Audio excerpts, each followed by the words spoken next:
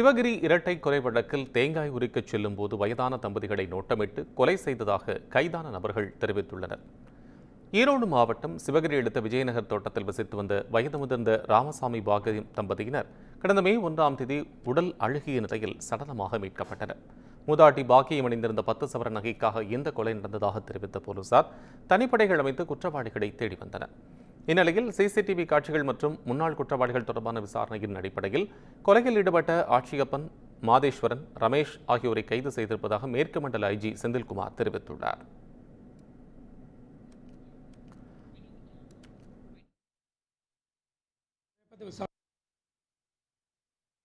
எங்களுக்கு கிடைத்த சிசிடிவி ஃபுட்டேஜஸினுடைய அடிப்படையிலையும் பழங்குற்றவாளிகள் முன்னாடி வழக்குகள் இருக்குது அந்த மாதிரி ஆட்களுடைய விவரங்களை கலெக்ட் பண்ணி வெரிஃபை பண்ணதுலேயும் அரச்சலூர் பகுதியில் நிறைய பேர்த்த விசாரித்தோம். இதில் அரச்சலூர் பகுதியில் இருந்து ஆச்சியப்பன், மாதேஸ்வரன், ரமேஷ் அப்படின்னு ஒரு 3 பேரை இதில் விசாரித்தோம். இதில் முதல்ல ஆச்சியப்பன் அப்படிங்கிறவர் பிடிச்சதை விசாரிக்கும் பொழுது இந்த குற்றத்தை தன்னுடைய சக குற்றவாளிகள் மாதேஸ்வரன், ரமேஷோட சேர்ந்து பண்ணதாக அவர் ஒப்புக்கிட்டார். மேற்கொண்டு இவரை விசாரித்ததில் இவர்கிட்டருந்து இவர் பயன்படுத்தின 2 வீலர், அதே மாதிரி இவர் பயன்படுத்தின வெப்பன், மரக்கட்டை வச்சு அடிச்சிருக்காங்க வெப்பன், அதே மாதிரி இவருடைய கையுறை ஒன்று, உள்ளன் கையுறை சம்பவத்துக்காக வாங்கி வச்சு யூஸ் பண்ணுது, இதை சீஸ் பண்ணோம்.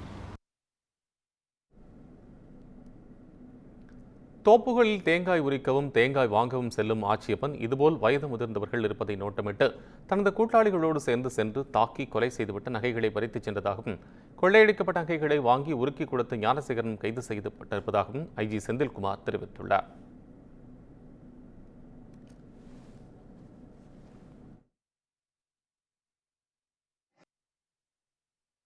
அனுப்பியிருக்கிறோம்.